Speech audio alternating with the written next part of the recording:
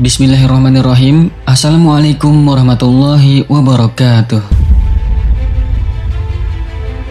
Ada banyak tempat misterius yang hingga kini belum diketahui di mana keberadaannya. Seperti 6 tempat misterius yang dikabarkan dalam Al-Quran dan sabda Rasulullah berikut ini, yang sampai saat ini masih menjadi misteri dan belum ditemukan lokasinya. Bahkan ada cukup banyak pihak yang mencoba untuk menemukannya, namun belum berhasil. Dan kabarnya, 6 tempat misterius ini menyimpan banyak rahasia yang menakjubkan. Lantas, tempat misterius apa sajakah itu? Simak video ini sampai akhir hanya di channel Lensa Aswaja.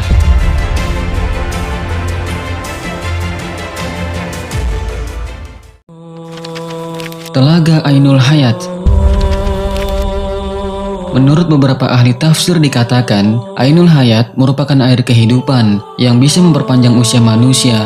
Barang siapa yang meminum airnya seteguk saja, maka hidupnya akan abadi. Kehidupannya dijamin oleh Allah Subhanahu wa Ta'ala hingga kiamat, kecuali dia memohon kepadanya untuk dimatikan. Beberapa hikayat menyebutkan ketika Allah Subhanahu wa Ta'ala menciptakan dunia, Dia menurunkan beberapa tetesan air dari surga ke dunia. Salah satu tetesannya kemudian berubah menjadi Ainul Hayat atau mata air keabadian. Beberapa sumber juga menyebutkan bahwa Dajjal pernah mandi dan meminum air ini sehingga tetap hidup hingga saat ini. Tentunya tidak hanya Dajjal saja, Nabi Khidir alaihissalam juga diyakini oleh sebagian ulama masih hidup hingga saat ini, itu dikarenakan meminum air Ainul Hayat tersebut. Lalu, di mana letak Ainul Hayat ini? Beberapa pendapat mengatakan bahwa Ainul Hayat dijaga oleh Nabi Khidir alaihissalam dan berada di Pulau Bermuda yang merupakan salah satu pulau paling misterius di dunia. Oleh karena itu, beredar kabar bahwa banyak kapal dan orang hilang ketika melewati daerah tersebut karena para setan berbondong-bondong mengelilingi tempat tersebut untuk merebut Ainul Hayat. Namun sahabat beriman, tentunya hal ini hanya Allah Subhanahu wa Ta'ala sajalah yang maha mengetahuinya di mana sebenarnya Ainul Hayat ini berada. Tembok Ya'juj dan Ma'juj. Tembok Ya'juj dan Ma'juj yang disebut dalam Al-Quran dibangun oleh Raja Dzulqarnain. Sampai saat ini masih menjadi misteri akan letak keberadaannya. Sebuah kabar mengatakan bahwa sekitar 50 km di utara Beijing ada sebuah desa di kaki bukit yang bernama Badaling. Dari tempat ini, para turis dari berbagai belahan dunia memasuki pintu gerbang menuju tembok besar Cina. Karena saking tingginya, tembok itu disebut-sebut bisa dilihat dari bulan. Akhirnya, banyak orang yang menyangka bahwa itulah tembok yang dibuat oleh Raja Dzulqarnain dalam surat Al-Kahfi. Sedangkan yang disebut Ya'juj dan Ma'jujnya adalah bangsa dari Mongol Utara yang merusak dan menghancurkan negeri-negeri yang mereka taklukkan. Syekh Hamdi bin Hamzah Abu Zaid, seorang penulis dan peneliti tentang tembok Dzulqarnain, meyakini bahwa tembok yang dibangun beliau adalah tembok Cina tersebut. Dia juga menyebutkan secara detail penelitian dan bukti-buktinya ke dalam bukunya. Namun sahabat beriman, jika dilihat secara fisik, terdapat perbedaan yang sangat jelas antara tembok yang dibangun oleh Raja Dzulqarnain dengan tembok raksasa Cina. Sebab tembok Cina terbuat dari susunan batu bata, sedangkan Al-Quran menyebutkan bahwa tembok Dzulqarnain terbuat dari tumpukan besi yang dicampur dengan tembaga. Perlu diketahui juga sahabat beriman, faktanya bahwa tembok Cina ini dibangun secara bertahap selama ratusan tahun dari berbagai dinasti yang memerintah Cina, diantaranya dinasti Han dan Ming. Sementara itu, penjelasan dalam Al-Quran, tembok yang mengurung Ya'juj dan Ma'juj itu dibangun oleh suku bangsa yang meminta pertolongan kepada Raja Dzulqarnain. Dan setelah selesai dibangun, maka beliau pun menyatakan bahwa tembok itu tidak akan bisa dilewati dan dilubangi oleh Ya'juj dan Ma'juj sampai waktu yang telah Allah tentukan.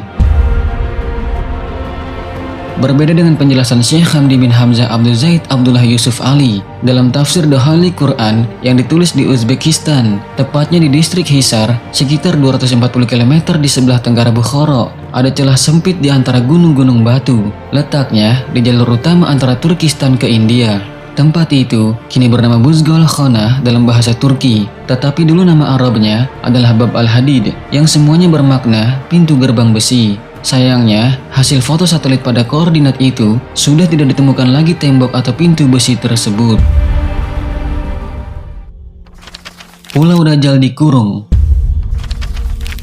Dajjal diyakini sebagai salah satu makhluk penanda akhir zaman. Sampai sekarang, keberadaan makhluk tersebut pun masih banyak dipertanyakan. Banyak yang menyebutkan bahwa Dajjal saat ini masih dikurung di sebuah pulau dan akan keluar begitu akhir zaman sudah dekat. Namun di mana letak Dajjal dikurung, maka tidak ada yang tahu dengan pasti karena begitu minimnya informasi mengenai di mana Dajjal dikurung.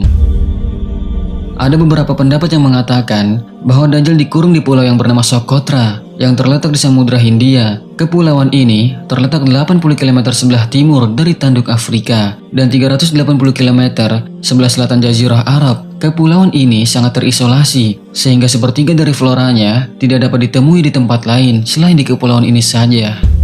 Namun sahabat beriman, kabarnya hal ini tidak memiliki dalil yang kuat, sehingga ada sebagian ulama yang tidak sependapat mengenai hal ini. Akan tetapi sebagai umat Islam, kita wajib mengimani akan keberadaan Dajjal, sang pembawa fitnah besar yang akan keluar di akhir zaman. Kerajaan Nabi Sulaiman. Nabi Sulaiman alaihissalam adalah putra dari Nabi Daud alaihissalam. Nabi Sulaiman dikenal sebagai seorang nabi yang sangat kaya dan memiliki kelebihan yang sangat jarang dimiliki oleh nabi-nabi sebelumnya. Sebagaimana dikisahkan dalam Al-Quran bahwa Nabi Sulaiman adalah seorang raja yang memiliki kekuasaan yang sangat luas. Namun sampai saat ini, jejak lokasi dan bekas kerajaannya masih menjadi misteri. Dalam literatur bangsa Yahudi, istana Nabi Sulaiman disebut sebagai Solomon Temple. Saat ini, keberadaan istana Nabi Sulaiman sudah tidak ada karena runtuh, kecuali hanya tembok sebelah barat saja yang tersisa dari bangunan kuil atau istana yang masih berdiri. Oleh orang Yahudi, sisa bangunan kuil itu dinamakan dengan tembok ratapan. Dalam beberapa riwayat, hancurnya istana Nabi Sulaiman itu bukan karena runtuh, tetapi diruntuhkan oleh orang-orang Yahudi yang sombong dan angkuh. Hal ini pun seperti yang dijelaskan dalam Al-Quran dan telah kami tetapkan terhadap Bani Israel dalam kitab itu. Sesungguhnya, kamu akan membuat kerusakan di muka bumi ini 2 kali dan pasti kamu akan menyombongkan diri dengan kesombongan yang besar. Al-Quran Surat Al-Isra ayat 4. Dalam riwayat lain disebutkan bahwa ciri-ciri istana Nabi Sulaiman adalah pintu istananya terbuat dari kayu zaitun dan cemara, lantainya terbuat dari kaca dan emas, bangunannya pun berwarna-warni seperti biru, ungu, hijau, kuning, dan lainnya. Di lingkungan istananya terdapat bangunan lain seperti gapura di sebelah barat daya. Istana ini juga memiliki 32 pilar di pintu gerbangnya. Beberapa ahli meyakini bahwa fondasi kuil Nabi Sulaiman kini berada di Masjid Al-Aqsa. Namun karena sudah roboh, kuil ini tidak bisa dibangun kembali. Dan berdasarkan hal inilah, banyak pihak yang mengatakan bahwa Yahudi sangat berambisi sekali untuk menghancurkan Masjid Al-Aqsa karena bukan Al-Aqsanya yang menjadi persoalan, melainkan simbol dari kuil Sulaiman sebelumnya.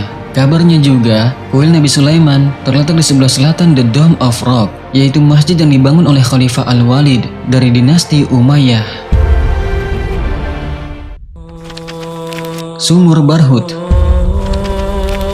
Sumur Barhut merupakan sumur yang sangat misteri sebab belum pernah dijelajahi oleh peneliti. Sumur ini diyakini bukan digali oleh manusia, melainkan dengan bantuan bangsa jin. Bahkan sumur ini disebut sebagai sumber air paling buruk di dunia. Ini merupakan tempat berkumpulnya ruh orang kafir. Barhut adalah sebuah legenda yang masih dalam perdebatan hingga saat ini, termasuk apakah di sana lokasi disimpannya ruh-ruh orang kafir. Lokasi sumur ini berada di lembah padang pasir bernama Barhut, Hadramaut, Yaman. Banyak orang mengatakan bahwa tempat ini sebagai awal munculnya kehancuran dunia dan menjadi tempat yang paling tidak bisa ditinggali. Sumur ini memiliki luas 100 meter dan kedalaman sekitar 250 meter. Gunung Qaf. Ketika Rasulullah SAW dimi'rajkan dari Sidratul Muntaha di lapisan langit ke-7, di tengah perjalanan kembali menuju bumi, Rasulullah menyaksikan panorama yang sangat indah dan menakjubkan. Beliau melihat sinar biru membelah angkasa raya. Ketika Rasulullah melihat sinar itu, beliau pun mengajak malaikat Jibril untuk mengunjunginya. Dan ternyata, sinar biru itu berasal dari gunung besar yang bernama Jabal Qaf atau Gunung Qaf. Dalam tafsir Al-Alusi, Gunung Qaf diilustrasikan sebagai gunung yang tidak tampak oleh mata manusia umumnya. Hanya orang-orang pilihan saja yang bisa melihatnya. Gunung itu jarang diketahui oleh orang-orang. Dalam tafsirnya disebutkan bahwa Gunung Qaf memiliki 70 lapisan. Ibnu Ashur mengatakan bahwa warna biru langit saat ini merupakan pantulan cahaya Jabal Qaf. Sementara itu, Ibnu Abbas menyebutkan Gunung Qaf mengelilingi bumi ini dan memiliki ukuran yang sangat besar.